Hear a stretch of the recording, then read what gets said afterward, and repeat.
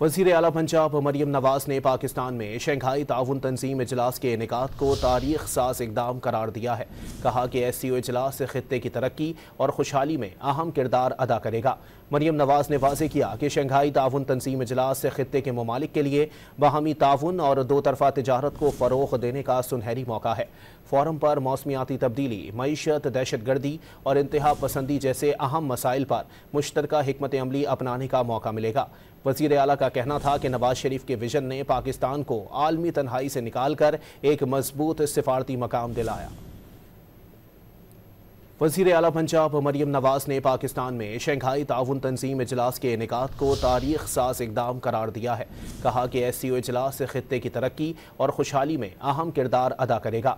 मरियम नवाज ने वाज़ेह किया कि शंघाई ताउन तंजीम इजलास से खित्ते के ममालिक के लिए बाहमी ताउन और दो तरफ़ा तिजारत को फ़रोग़ देने का सुनहरी मौका है। फ़ोरम पर मौसमियाती तब्दीली, मईशत, दहशत गर्दी और इंतहा पसंदी जैसे अहम मसाइल पर मुश्तरका हिकमत अमली अपनाने का मौका मिलेगा। वज़ीर आला का कहना था कि नवाज शरीफ के विजन ने पाकिस्तान को आलमी तन्हाई से निकाल कर एक मजबूत सिफारती मकाम दिलाया।